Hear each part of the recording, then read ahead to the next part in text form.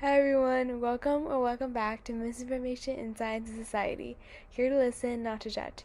I'm your host Annie, and today with us we have Eric Merkley, who is a political science professor at the University of Toronto. Hello. Hi, How are you? I'm good and yourself.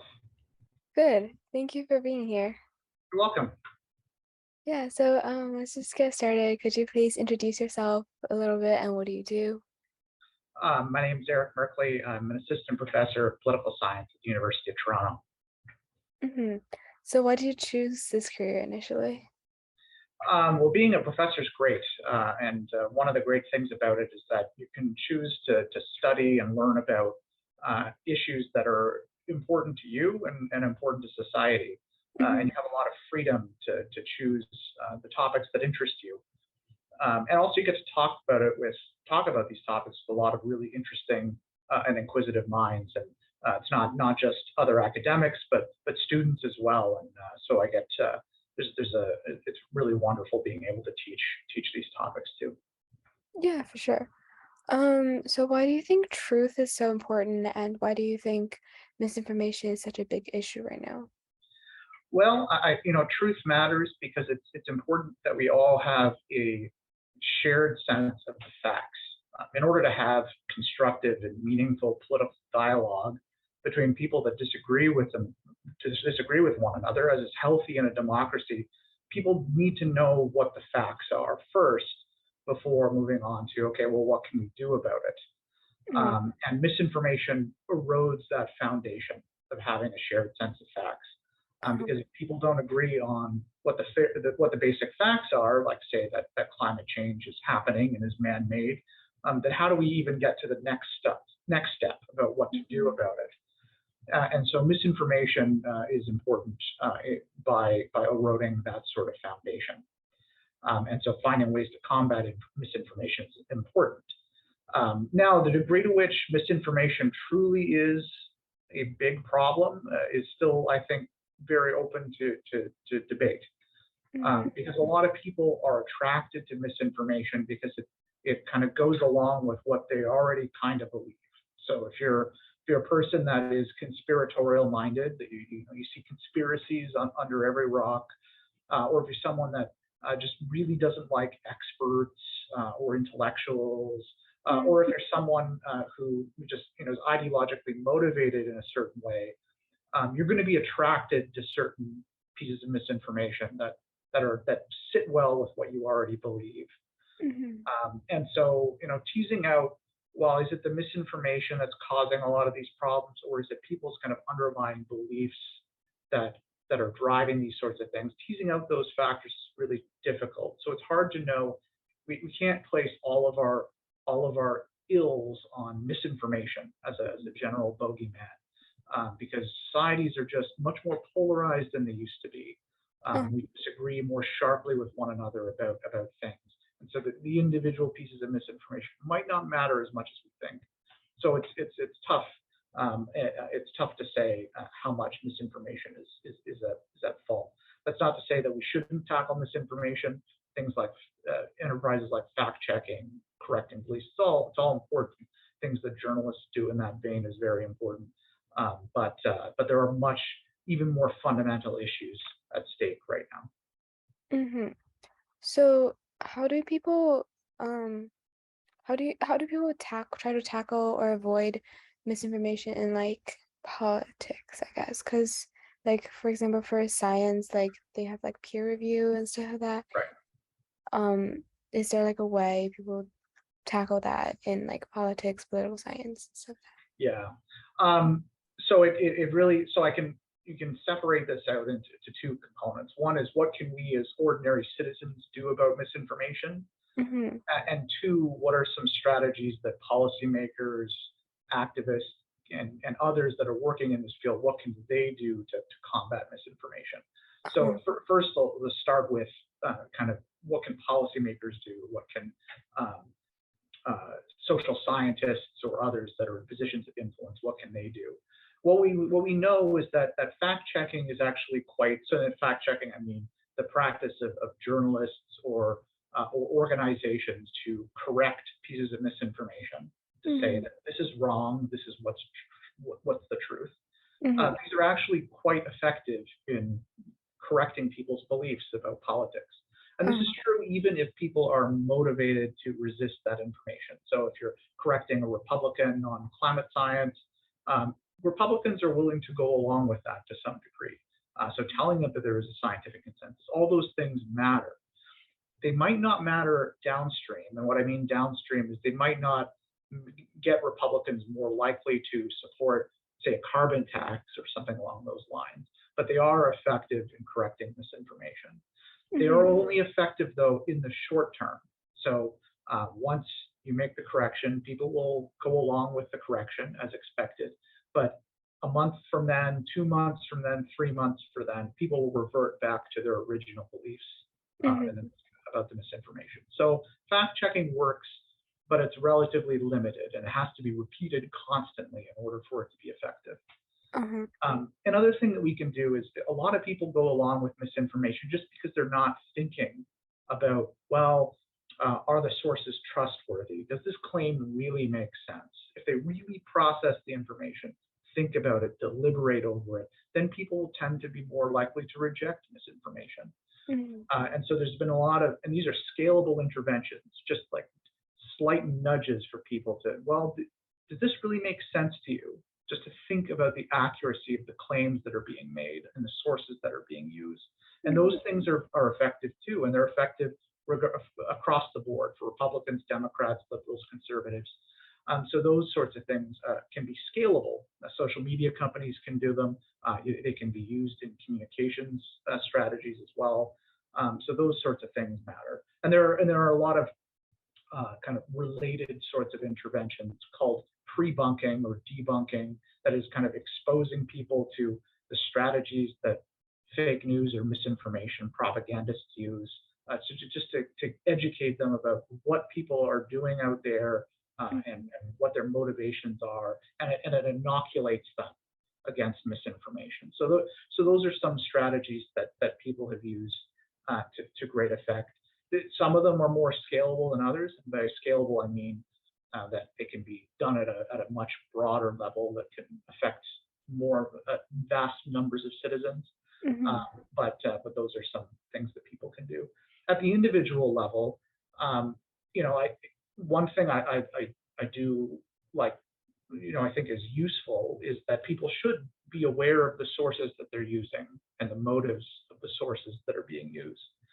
Not all news is equally credible. Uh-huh. Some are, geared towards generating emotional, ideologically charged responses as Mhm. partisan news outlets. Some are just fake news outlets outright that are just they don't do any sort of groundwork in terms of normal journalistic norms. They're just Uh-huh. pushing out content regardless of accuracy. Um, and so checking sources, being skeptical about what you see circulating on social media, that's all important. But then I said, then it's important also to reiterate though that doesn't mean we should be skeptical of everything. That there's a tendency, I think, when we say, okay, well, be careful about what you read, to Mhm. then distrust everything that's out there, and that's not true. We know that experts have a lot of motivation to get things right, and Yeah. so authoritative sources of information are important.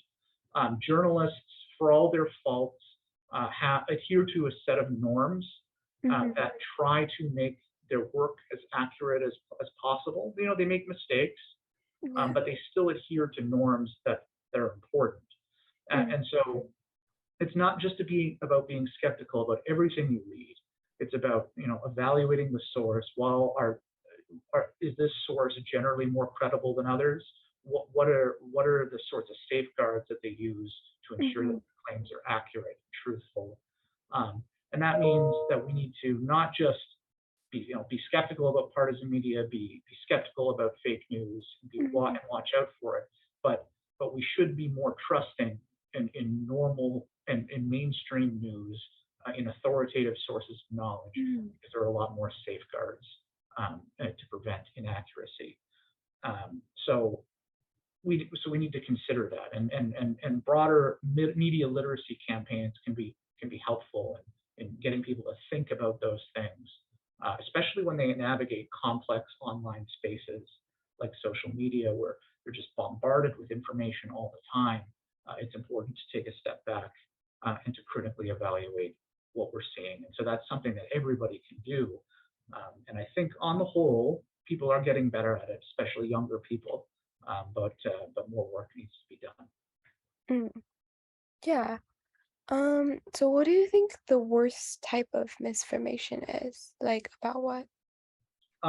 That's really hard to say, and I say that because of something I said earlier, that we don't exactly know when misinformation really matters in changing behaviors and attitudes, Mm, independent of people's predisposition to accept. So people's that they're, if they're conspiracy minded, they're gonna be likely to endorse a conspiracy theory.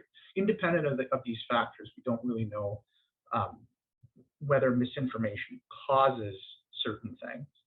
But I do have some um, intuitions about this. I think misinformation is much more problematic when it comes from elite sources.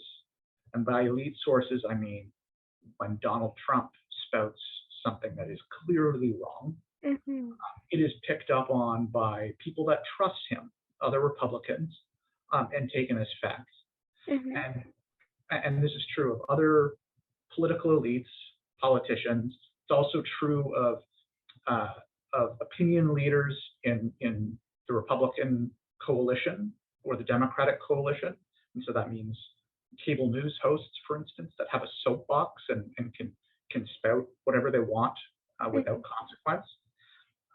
Misinformation from these sources matters orders of magnitude more than just some bot on Twitter or some random Twitter handle or some random person on Reddit.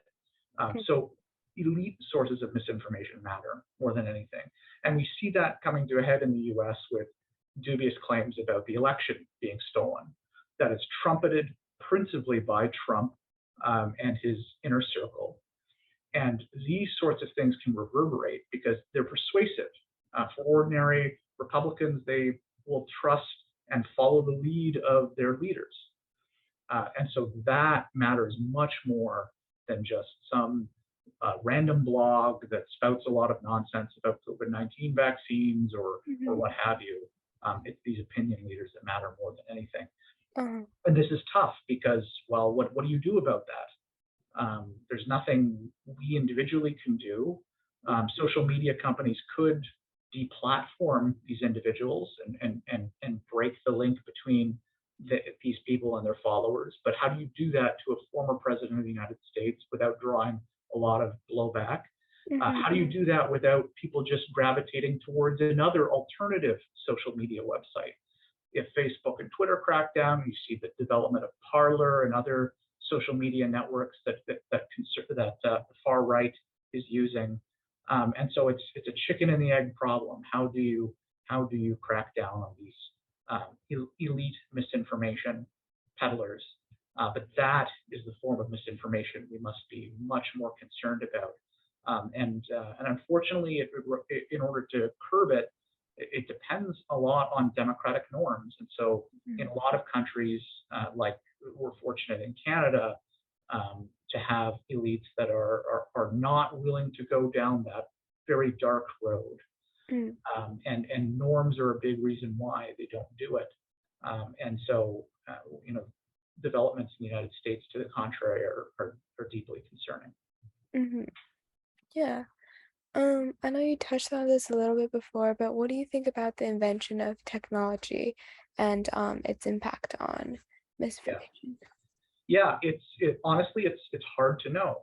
We know that misinformation circulates on social media. There's no doubt about that. The content you see on social media is more likely to have misinformation than the content you see in mainstream news. So Mm, that's true. But it could just be amplifying misinformation that already existed and beliefs that were already out there. mm, So is there more misinformation now, truly, than there used to be in the past? mm-hmm. Hard to say. Yeah. There were conspiracy, all the anti-vax communities already always existed. The history of the anti-vax movement is a long one, spanning decades and decades, well Mm-hmm. before the advent of social media. Mm, And so, I think social media is important in that it allows these folks to reach out to more people than in the past. But the misinformation was always there. mm, Um, we've always faced the risk of political elites saying things that are factually wrong. mm, Um, has social media changed that dynamic now than in the past? I don't know. We don't have tallies of the truthfulness of politicians over time to know whether politicians are less truthful now than they have been in the past, mm. independent of people like Trump and others that are clearly uh, upping, kind of raising the stakes of that. So I don't know. It's really Yeah. hard to say. I think it's true that social media allows these claims to circulate more freely, Mm, because it breaks down the authority of gatekeepers to the information environment. What I mean by that is journalists used to have much more say about what sorts of things were talked about or not, than in the past through their mm, role, um, as the mainstream news. But now that the advent of social media kind of democratizes the information environment and allows certain untested claims to circulate more readily than in the past. mm. So I think the misinformation is always there. People's weird beliefs about politics, the moon landing being fake, all of this stuff, it's always been there. I think Mm. the only difference is that we see it now a lot more. It's right in our face a lot more now than it used to be because of social media. Yeah, yeah, for sure. Um, so I think that's all my questions about misinformation. So just for fun, do you have like a role model, either like, professionally or just in general? This is not a very political answer, but my role model would have to be my father. Mm-hmm. So he just recently retired. He built his own business, decade and a half ago or so. Did right by his family. Was very successful. Kind of a really pulled his boots up by the bootstraps sort of story. And his work ethic and compassion and willingness to help everybody around him, is just something I aspire to. So it's not very political sciencey or misinformation related, but he would be my role model. Mm-hmm. Um, yeah, so do you have any advice for people, especially like teens, about either like information, politics, or just like in general, like life advice, anything? Stay in school, don't do drugs, and in terms of more to the topic of what we've been talking about, again, there are lots of people out there that mean well, and try their best, and journalists are among them. They have a very hard job to do, Mm-hmm. but there are things that are part of their profession and things that are part of the scientific profession as well. That means that they're pretty good at their job on average, and are definitely better at knowing things than you are individually. And so there's nothing wrong with saying that you don't know, and then you defer to people that are in a better position, Yeah. to make certain judgments. Uh-huh. And so that means trust, and trusting those sources. There are mistakes, or they're going to make mistakes. People are human after all. And so Mm, that doesn't mean you have to believe everything all the time, regardless of anything. But we need to recognize that sort of fact, and then be skeptical of people that traffic in anger, and hate. mm, These are folks that are trying to stir up emotions. They're mhm. saying things that are usually wrong, and covering up that fact by stirring up those sorts of emotions. Be very skeptical of individuals that are playing that sort of game, when you come across things on the internet. Um, and so that's kind of the thrust of it. If you keep those considerations in mind when you see things, um, online, I think you'll do all right. Yeah, yeah. Thank you for this. And just thank you for being here. It was really nice to talk with you. You're welcome. Hope this is useful for you. Yeah, for sure. Thank you. Have a great Take day. care.